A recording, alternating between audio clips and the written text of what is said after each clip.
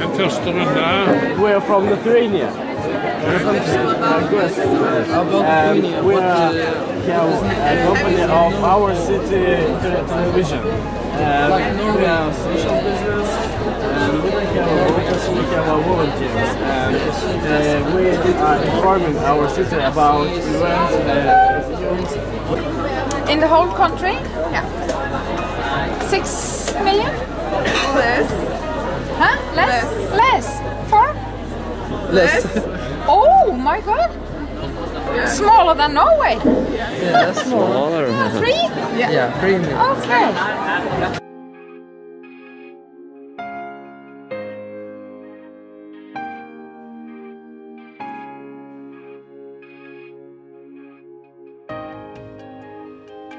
So, what are you selling here?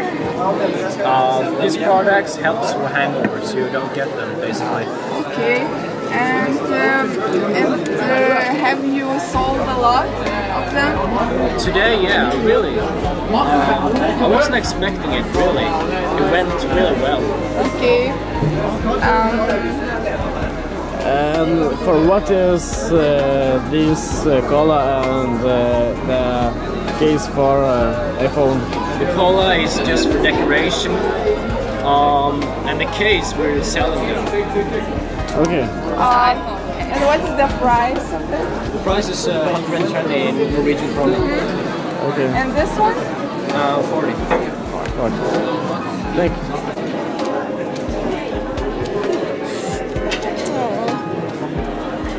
you.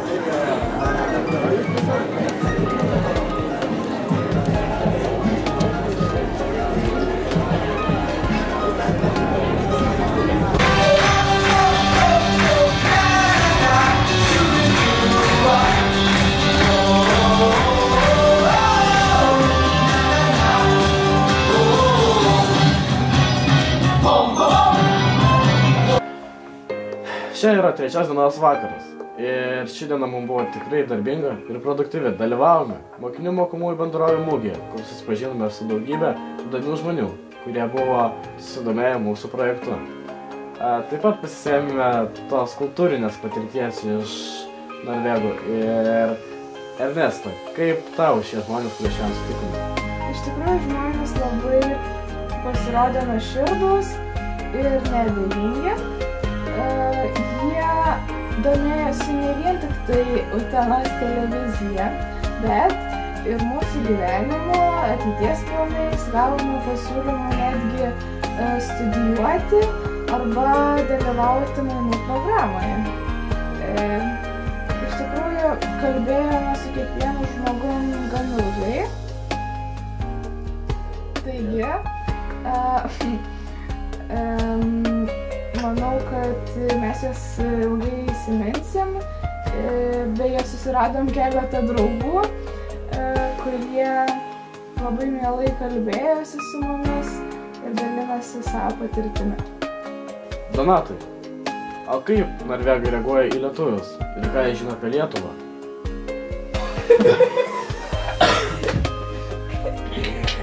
Na,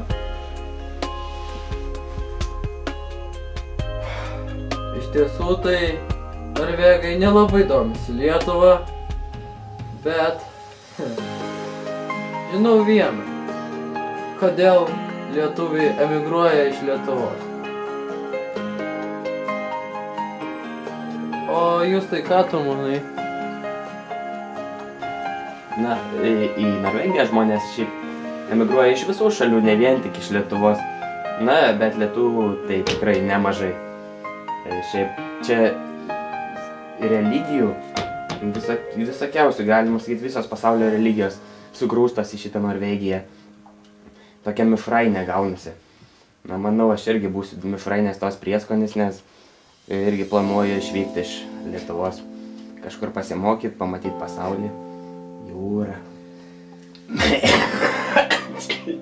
Diena buvo tikrai įdomi. Ir įdomu, ką mums neš rytojus.